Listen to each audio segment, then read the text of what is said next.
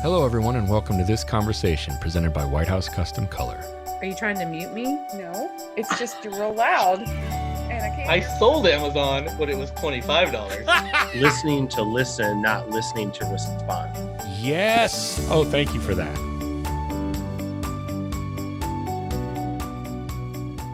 Ed Monahan, it is a pleasure. My pleasure to be here, Jed. Always a great opportunity to spend time with you and the audience and share what we've come to learn and what we are excited to tell them about the consumer market. Start with this. Tell me a little bit about who you are. I like people to know who I'm talking to. Well, that's a pretty easy one. I'm Ed Monahan. I spent 35 years at a combination of Kodak and then I spent another 3.5 at Kodak Alaris. Spent a lot of time studying consumers, studying the markets, forecasting, trending, really paying attention to not only what people do, but why they do it, and maybe how that's going to change. Spent a lot of time with the color paper and the professional side of market, came to love the science and the art of photography. I appreciate what they do because I can't do it. I sing in the shower and they call Child Protective Services to get the kids out of the house before anybody gets hurt. And Right. It's the same thing with the camera in my hand. I'm dangerous. So I have come to appreciate the people who do this for a living. They're gifted, Jed. God has made them different. They see life through the lens and they do some great stuff. So we're excited when we're able to share what we've learned and what we think will help them do what they do so well, maybe a little better, maybe a little more successfully. Yeah, I'm married to one of those people, and I know by being married to one, I know that I am not one. Yes. I am also dangerous with a camera in my hand.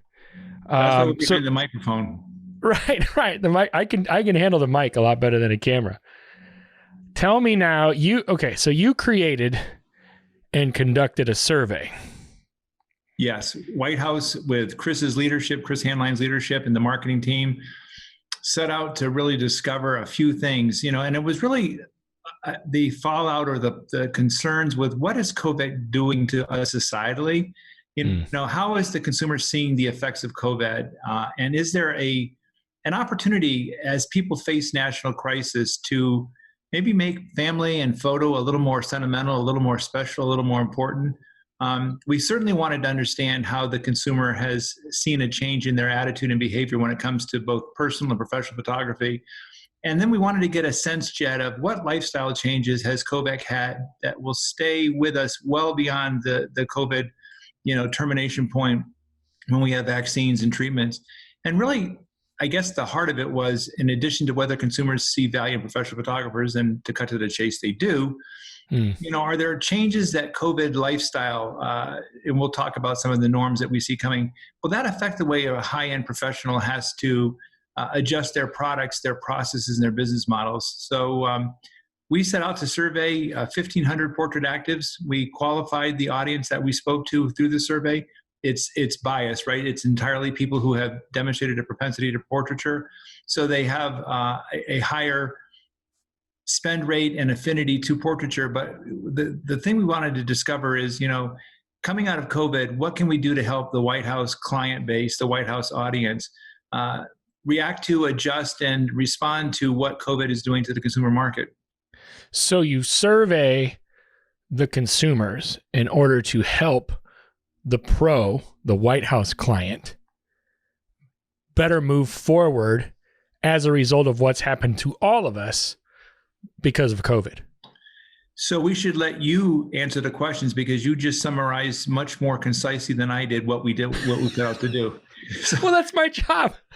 That's my job. Yes, you repeated back to me in a much more effective, efficient, and concise way what we set out to do and how we intend to use the data to help our audience be more successful. Yes.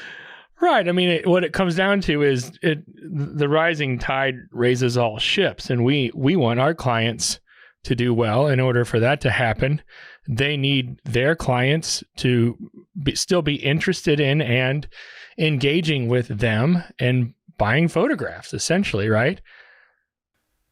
Well, let's dive into this survey a little bit. Where did you start? Like, what does that process even look like?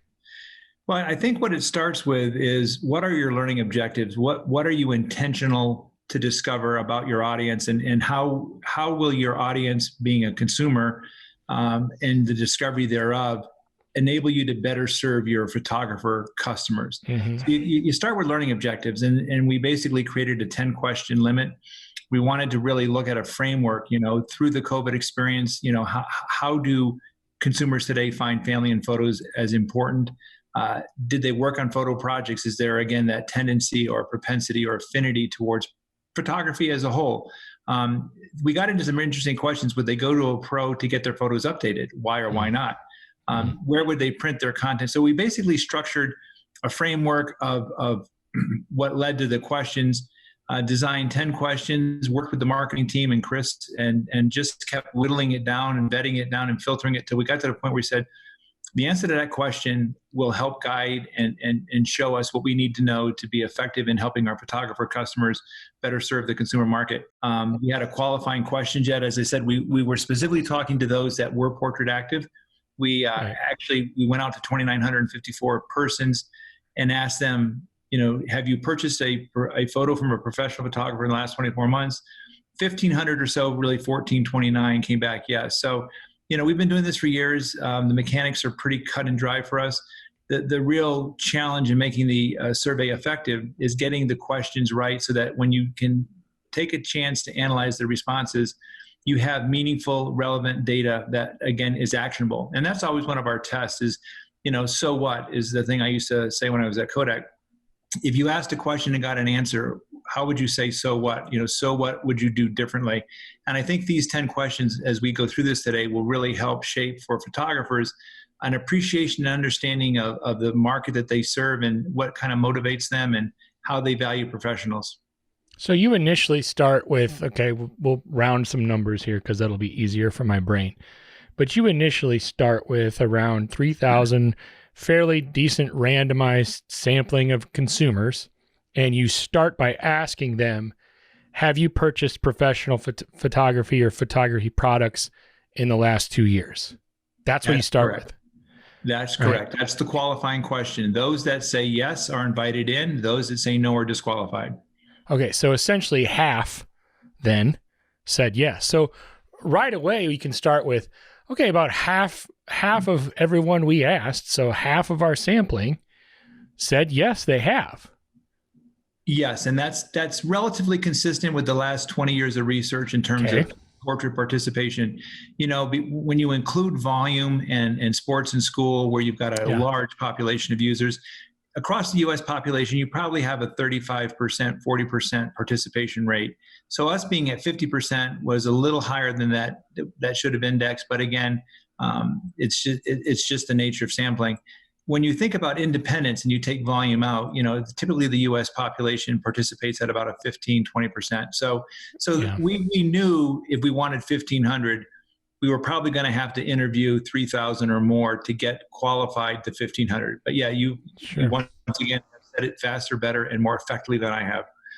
Well, so again, along those lines, then, how do portrait active consumers differ from just the regular normal consumer population?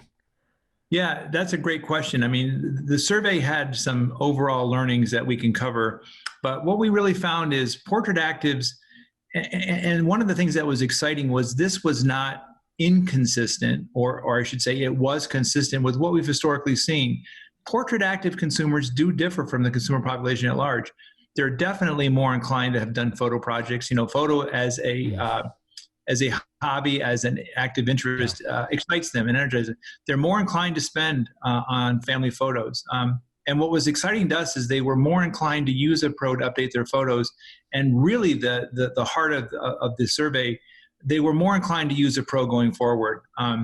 The other exciting thing is we asked a few questions about protocols, and versus the general population, the portrait active consumer is more inclined to go to a studio as soon as it opens. Yeah, there were those that said we would wait for the right protocols, but it wasn't like a half the respondents said that we got to have a vaccine in place. There was a fair amount that said, yeah, we're going.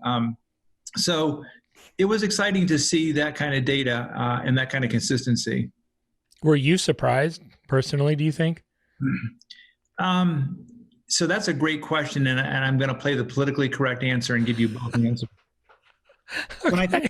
When I think about history, And when you take all the emotion out and the woe is me and, people don't want to use the pro anymore, when you really stop and think about statistics and data, no, I wasn't surprised. There's definitely a subset of people who appreciate and value a professional. We'll talk about that.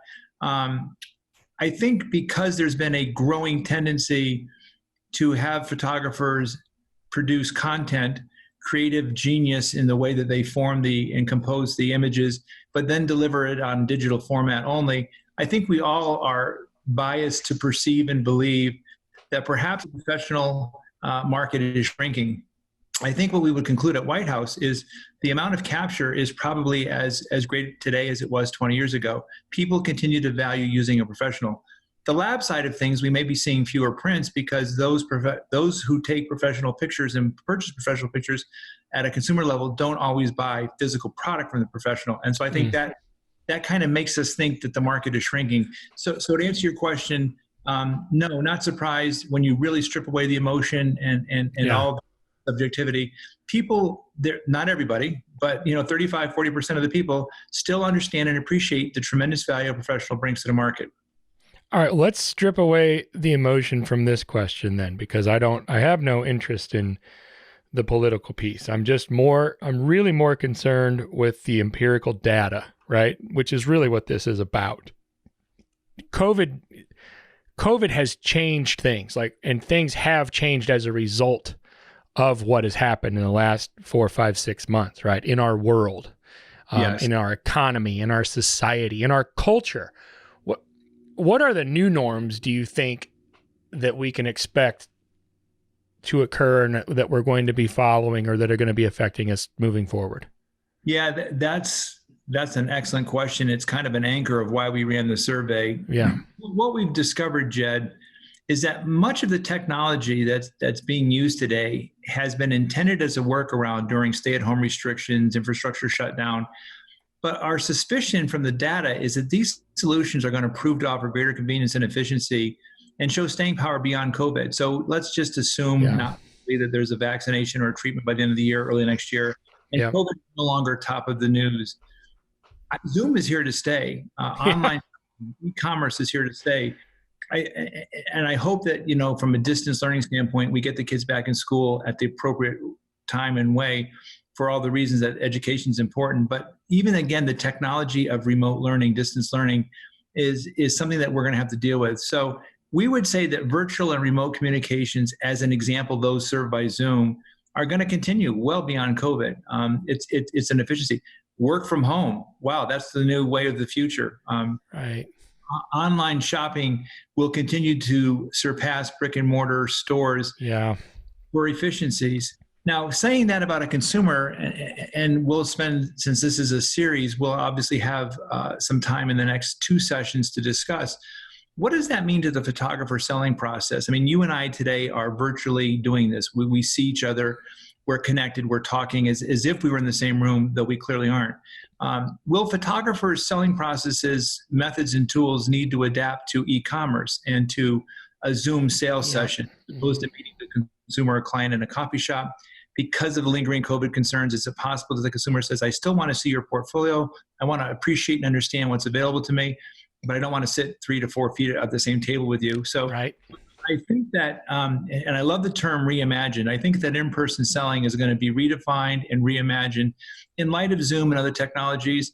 The opportunity for online galleries may prove useful. So I think, again, the use of technology to engage and connect people remotely, virtually, is going to be here for a long, long time. I think the rise of Amazon and the continued use of online sales tools is going to be the consumer's first choice. And how photographers understand that and adapt that is going to be where we spend the next couple of sessions. Do you think that COVID essentially just sped up the inevitable? Like we just jumped forward a few years maybe into what was already coming in a lot of ways? Yes, I think that's an excellent conclusion. I think that what it did is it acted as an accelerant, as you say. What it did is it forced people who may have been loath or resistance to change to have to. But yes, I don't think it introduced a new behavior across the board. I think what it did is it it created an opportunity for technology to show its efficiency to a much larger audience. And I think people tried it. It's going to be interesting. Zoom. Don't you wish we had bought stock 2 days before the national pandemic was announced? But I think I think the flip is true, and I want the photographer audience to hear and appreciate this as well. I think that there are times and places that Zoom is going to serve very well, remote working, and it's going to work very well.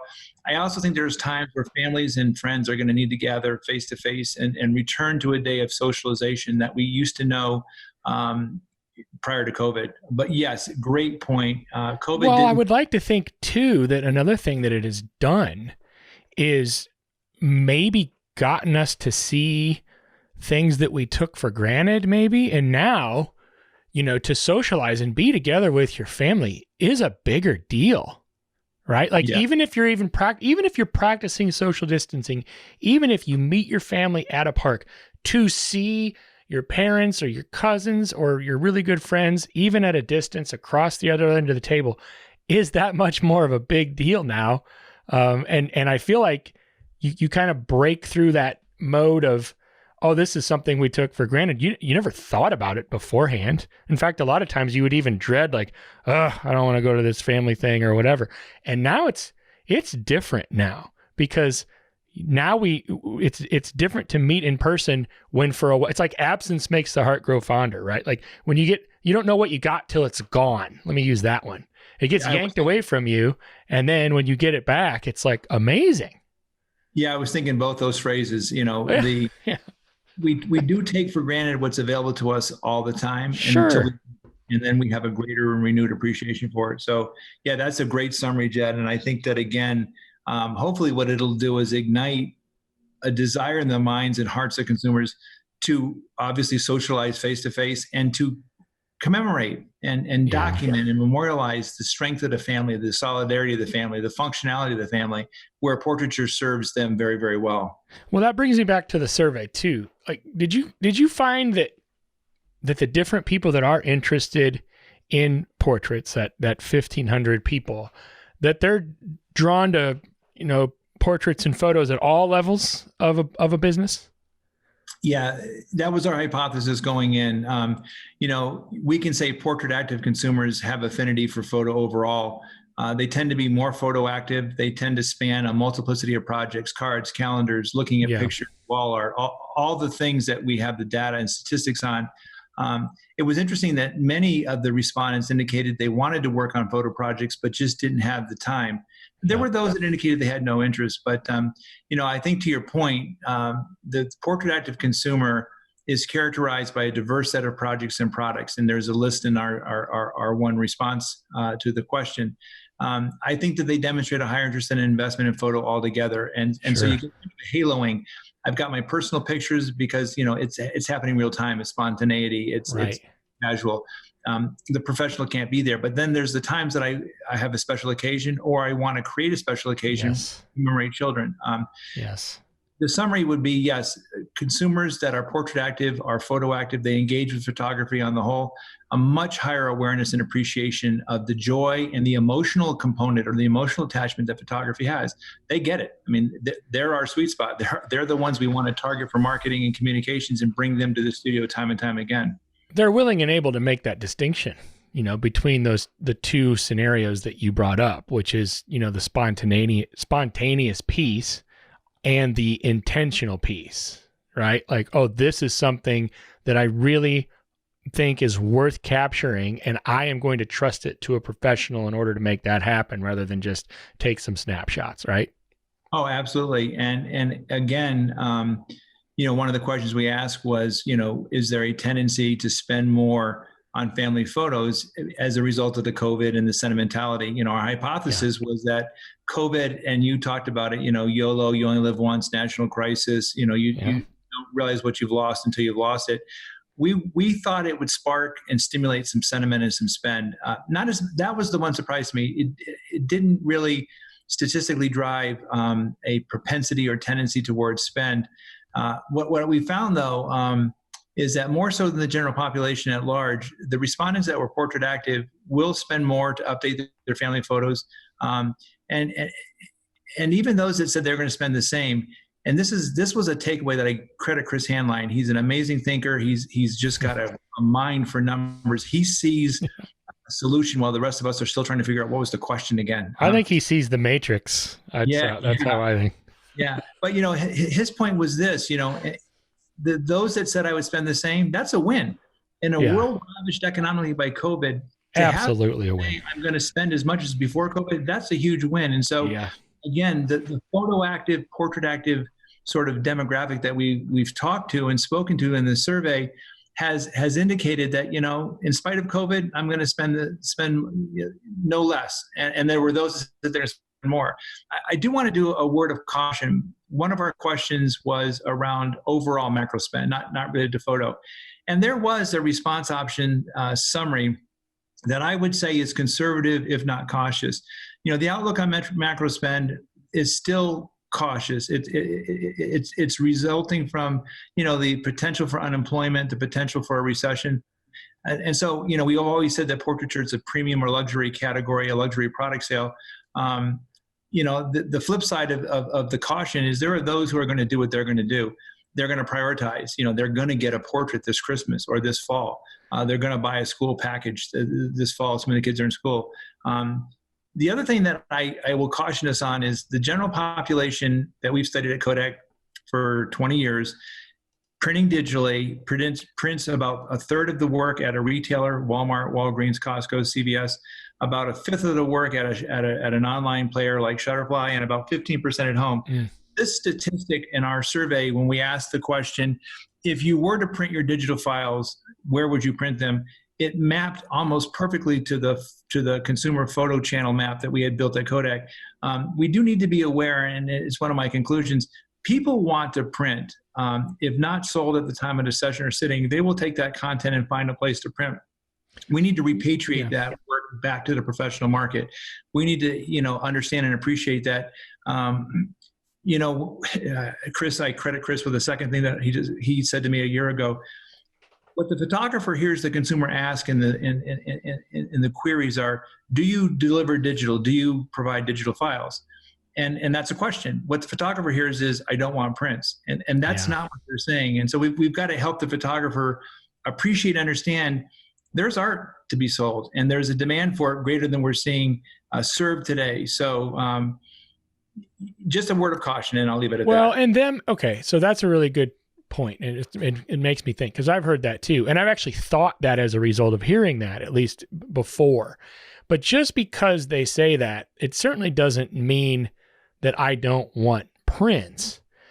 Now, it might manifest at some point into them not getting around to printing them. And I think that that's where, we can help. I think that there are things that can be done to assist with that. But I do think it's extremely important not to just write those consumers and those customers off simply because they ask the question, oh, can I have these digitally, right? Exactly. Yes. And, it becomes almost a self-fulfilling prophecy. If your going position is, well, no one wants to print anymore. They don't print their own photos. They social media everything. They don't want my content reduced to print. I think that's a misunderstanding. Now, is there a population of people who want professional content and for whatever reason, economically or otherwise? But again, we'll get to this in our discussion. The survey was fascinating, and the key question we asked about going forward, would they use a pro? Why or why not? And when we talk about that, to me, and you talk about the empirical evidence or the empirical data, it drives home the point that there is demand for physical portraits, quality, creative, beautiful artwork that is greater than is being served today. And the experience too, right? Like that experience is a big piece of what people are purchasing. What they really want is the process that a professional photographer can offer them too. That's a great point, Jed. We often say that the portrait world is reduced to physical prints and some of the artistic capability that manifests when they snap the shutter. But you're absolutely right. There's two other dimensions that get lost in portrait artwork. One is the experience. What is it like to interact and engage and to trust and to be served more than with photography? But, especially a wedding, a bride, I don't have to worry and look over my shoulder wondering, is he there to get the right shot? He knows the other one is the personality. The brand of the photographer is not the quality of the print that's on the wall exclusively. It's who he is and who she is and how, to your point, how they build and serve that experience and how they Absolutely. interact. Yeah, no, that's a good point. We tend to, in our 0 and 1 world of economics and production, wrap ourselves around SKUs and prices and prints and wall art.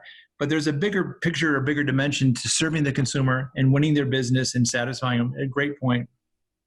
Okay, so let's do this. Let's take some time to focus on specific positives, like big things that excited you about what, and I know we've touched on a few of them, but let's summarize them. Let's go over a few things in particular.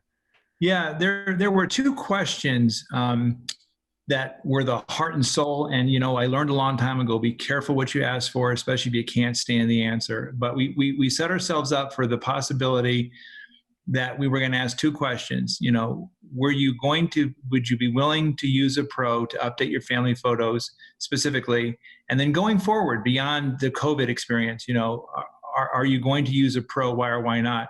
And I won't say it was surprising. It was pleasing. It was a word. The number of photographers, and I've got my statistics here, the number of photographers or the number of consumers who said they would use a photographer to get their photos updated was very impressive. And we asked the yes or no question with 3 yeses. The first yes was, I haven't used a pro before, but this opportunity excites me. I'm going to try it. Then there was the second yes was, I used to use a pro, kind of gotten away from it, but this rekindles, and I call the first one being activated. They weren't photo active, portrait active. Now they are going to, at least the intention score was. There's those that are rekindled. And then there's the ongoing sustaining. I always use a pro and I'm going to keep doing it. It was great to see that 30% were the rekindle. They were the ones that said, I used to use a pro and I'm going to go back and do it.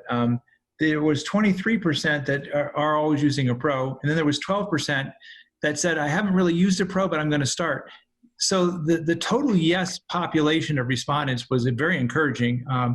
Do the math in my head, about 65% of the respondents. Yeah, about 2/3. I'm looking at the chart right now, actually, and I'm encouraged. I'm also, I think it was a great idea to give more than one yes and more than one no. Well, thank you. Like, sure, this could be a yes or no answer, right?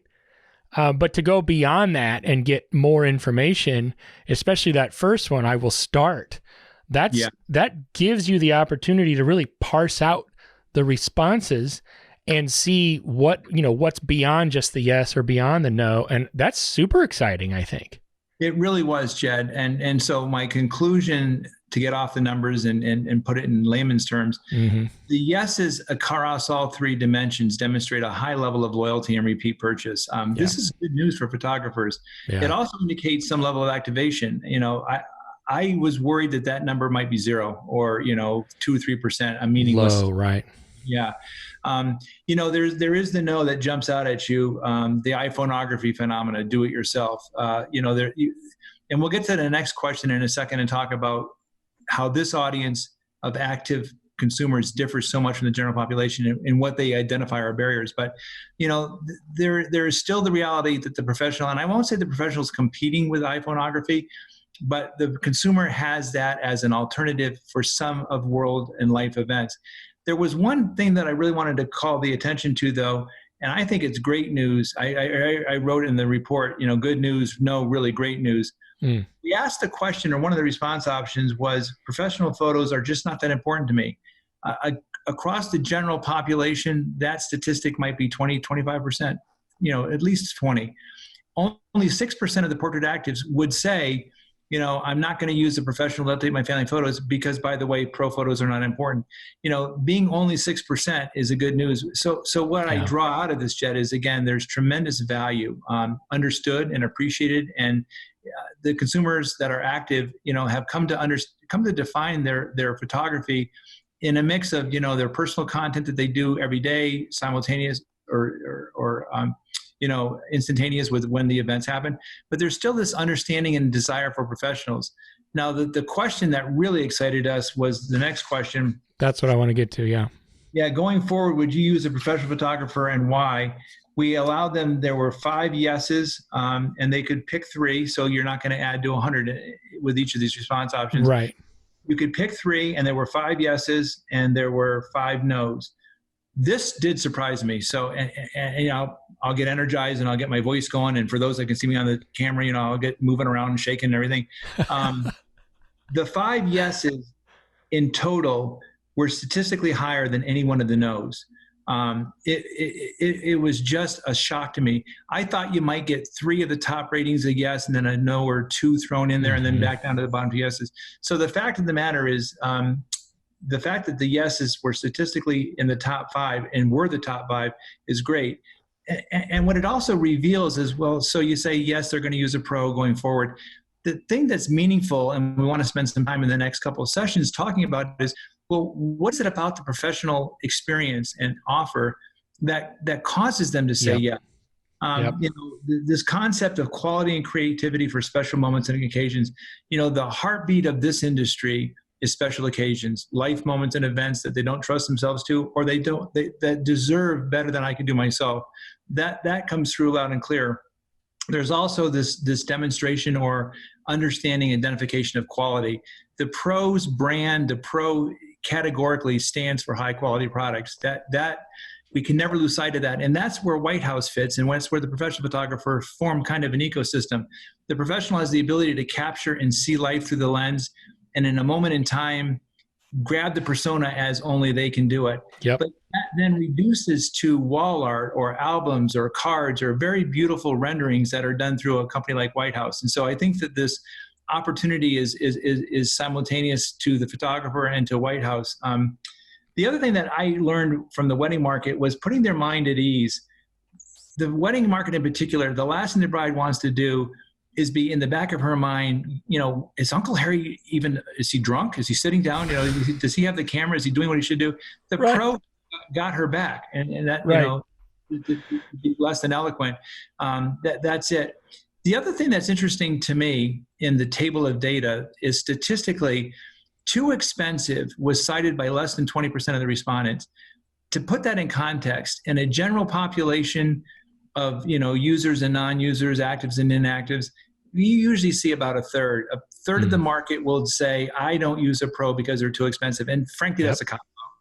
But if you talk to just non-actives, and the numbers I remember from my Kodak days, the non-actives, the people who we've interviewed, those that chose not to purchase, so it's not a mix of actives and inactives as the general population is, when you bias it and skew this sample to those that have rejected the portrait offer, too expensive is typically 50+%. I mean, I've seen some surveys where it's 60 to 65%. And again, I think that's a cop-out. The other thing that was like the previous one, we asked them, or we offered them the response option to say, no, I would not use them because I had a previously bad experience. You know, be careful what you ask for. That could have been cited by many. Less than 3%, or about 3%, said that they would not use a pro because of a bad experience. So that says, as an industry, we're doing something right. You know, we're not creating monsters. We're doing that. My summary, what really gets me excited, Jed, is that the respondents clearly value pro quality and craftsmanship. They disregard the do-it-yourself good enough mentality that their non-active brethren, you know, tend to hide behind. You know, to me, when I design surveys, I almost wanted to take out cost, price, or too expensive, because I do believe it's a cop-out. You hide behind the easy answer. Oh, it's too expensive. Too expensive is not an answer. I don't have a need for the content at that level for that price, or with iPhoneography, I've got an abundance of content. But there's this growing, and you asked me earlier in the talk, was I surprised by anything, or in the particular question we're talking about? We do get caught up in hearing so many times, iPhoneography, do it yourself, it's cheaper, it's faster, it's whatever, it's good enough. Boy, I hated that word. That word came up about 5 or 7 years ago in a lot of our context setting for professional portrait surveys. And what's exciting to me is we had 42% of our respondents, or 42% of the responses, and it obviously was respondents as well, they said that they would use a pro because the pro provides quality and creativity for special occasions. I mean, we could spend the next hour, and we will in the next couple of sessions, talking about the marketing around this. Okay, so you don't have to drive an appreciation or an awareness that you're good. you've got to let them know that you're available. And, when you think about marketing and salesmanship and merchandising, the hardest part is convincing them that you're competent and capable and that you're should be considered. Yep. The easier is I'm available, let's pick a date and time for me to do it. So, the thing I really want to summarize too, and we bias the survey above 25,000 for income. The survey has some demographic questions, and it's worth noting for just a minute or two. There is a sweet spot of photography and portraiture, and it's been this sweet spot demographically for the 30 years that I've been associated with the industry. Household with a child 0 to 12 years old. The preponderance of portrait activity centers on a household with a child. Children drive photography, children drive portraiture.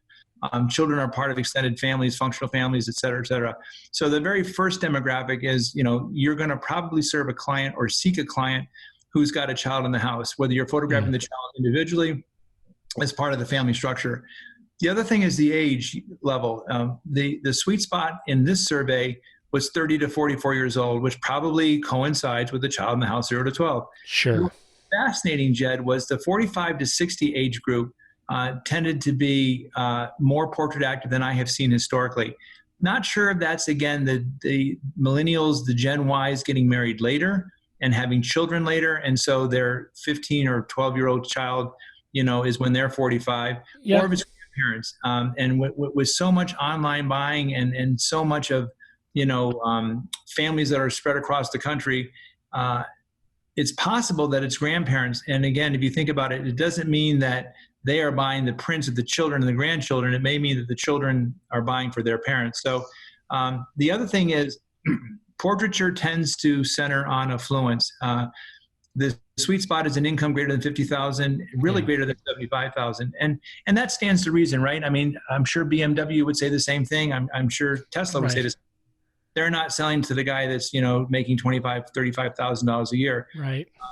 And I don't want to in any way imply that there's not a market of opportunity for lower income demographics, socioeconomic demographics. There are communities that we studied 10 and 20 years ago that economically should not have been portrait active in terms of the relative discretionary spend that was available to them. But it was important to commemorate graduation of a senior because that was the graduated. So again, to recap, parent with a child 0 to 12, probably between the ages of 30 and 45, and probably making 50,000 or more. That's who you're going to see come into the studio for the most part. In the summary that I have, you say, sell what you do, who you are, and what you deliver. Yes. I really like that. That's twice you've complimented me. Thank you, Jed. I appreciate it. I was on a podcast a couple of weeks ago, and it just popped into my head when someone asked me about branding, and I said, your brand is a who. And that has struck, and I said it, but I've been thinking about it ever since because I've believed that for a long time. And who you are is such a big piece, and that ties right in with the experience that you can offer. And it's a fantastic way to be able to pull yourself away from just the person with an iPhone or the iPhoneographer or Uncle Frank at the wedding, right? Like who you are and that experience that you can offer is a big piece. I'm excited about this survey too. Now we're planning on doing a couple more of these. Can you give me a quick rundown on what you think we can expect to see in session 2 and 3? Yeah, from the standpoint of we've today talked about raw data. We've given statistical evidence of a behavior, an attitude, an intention. If I'm a photographer, I'm saying this is good news. I would agree with it, and we can summarize kind of when we finish, what we've said today. But we haven't really talked about what to do with it. What do I as a photographer do from Labor Day through Christmas? What do I do next year? So I think with session 2, we want to say, what does it mean to you? The statistics won't change between now and session 2, but our ability to help create an action plan, a response to this. And then again, that's going to be people like myself who are not good at photography, not good at singing, pretty good with numbers. I think when we wanted to get to by session 3 are some of the peers of our listening audience, people like Vic, Matt Hodgman, people who will see it through, and I pun intended, right? See it through their lens. we'll write a statistical response option, kind of a game plan as a group of people who are binary, right? The world is 0 and 1. It's numbers, it's accounting, it's economic, Right. it's interpretive elements. So I think in session 2, the audience will hear, well, what do you think we got to do, Ed? I mean, what would we say differently, or what would we say more of the same? How would we target our audience? Where were we going to go with that? And then I think in session 3, hearing their peers. I'd love to hear Vicki's interpretation of these statistics, through the eyes and lens of a photographer. What does she think it means? What does it cause her to want to do more of or change them? So I see that going forward. I think it's great. Anything that you would like to add in closing? Yeah, I think my recap is, this is a good news story. And the danger with surveys, especially when there's this emotion that surrounds the subjectivity, we're going to hear that we're too expensive. We're going to hear that they got an iPhone. We're going to hear that this and that. We didn't hear those things, and we haven't heard them in 20 years. I think what it causes me to do, Jed, and we'll talk about this, is remind our audience that, be careful to separate fact from fiction. There's opinions about the consumer's attitude, and then there's these statistics. I think we have to realize COVID has created new norms. We're going to need to make adjustments, and that'll be part of our talk next week. And I think we've got to be fair. COVID has created some concerns and some caution. What excited us is not complete withdrawal. Without politicizing it, there are differing views of what to do to protect yourself. Sure. I'm concerned that statistically, people might have said, I get the value of a pro, love them for this special occasions they document, not going to use them for a couple of years, just can't put my on that risk. We didn't hear that. There's not a complete withdrawal. The other things, and this is where we really will center next week or next session, they understand the value. I think there's a large part of our listening audience that would say, if asked, your opinion, do you think the consumer values what you do? And because there's a general population that's being considered and many that don't, it's easy to say no. Well, when we talk about the people who have made a decision to buy portraiture in the last 24 months, there's a reason that they're doing it. They do demonstrate the value. They're identifiable. They are an addressable audience: parent, child in the house, certain age group, certain income bracket. The two things that I would say in closing, the one question on where would you print, we have to be mindful, not fearful, but mindful that consumers have choices, right? The world has been democratized. I mean, you think, I laughed because I started at Kodak in 1982 and I had never seen a 120 negative or a 220 negative. I didn't understand licking paste and all that kind of stuff. Yeah. But you think about it, there were barriers, there were reasons that a professional could not take his 120 negative to a mini lab because the mini lab only had a 35 millimeter gate. The mini lab had a 6-inch print web. You could only do a 5x7, maximum. You couldn't do an 8x10. My point in that is that technology has democratized the tools of photography. You can pretty much get anything anywhere.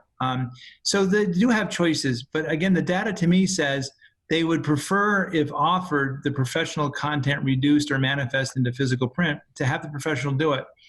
The final thought is, and this is, I hope this comes across in the way it's intended, this is a great news story. There's opportunity, but it's not free. And I mean not free economically. It's not free from a time and investment standpoint. Yeah. There's still work to be done, right? People are saying, especially the question about, I'm going to start using a pro, or I'm going to go back and use one I haven't used one in a while, or I'm going to continue to use. It demonstrates intention and it demonstrates opportunity. But as you've said, there's an experiential component, there's a personality component, there's a product component, there's a craftsmanship component. And we need to talk about, how do you drive awareness? How do you drive consideration? How do you drive purchase? How do you then retain the loyalty of that consumer to the next special occasion? So the data says it's yours for the taking, but you got to go take it. It's not going to come walking in the studio by default. And I think, again, that's where we'll spend the next session. So great news, great opportunity, a lot of work to do. But a pleasant surprise that those who value professionals know why they value them, can tell you why they value them, and choose to use them over and over again. I am encouraged. I am inspired. I'm motivated. I hope that others can hear this and feel the same as well. And I look forward to our next discussion, my friend. Yes, thank you for the questions. Thank you for the couple of compliments, and thank you for the insights. You said a few times, Jed, the things that we hope the survey would have done, because I knew the data is relatively new to you, but you put it in the right context. And I think that between you and I, and hopefully some folks next week, or I keep saying next week, next session, we'll have an opportunity to go to the next step. Okay, so you guys are excited, you're energized. No one's walking through my door this month. What do I got to do differently? Yeah, right. And I'll close with what we wrote that you quoted: sell what you do, sell who you are, sell what you deliver. You are the brand. Your work is why they seek you. Give them an experience that they'll bring them back time and time again. Well said, brother. All right, friend. Thank you so much. Have a good one. You too. Hey guys, thanks for watching this conversation presented by White House Custom Color on YouTube. Be sure to check out our other content and click that subscribe button right there. Right. Right there. It's there somewhere.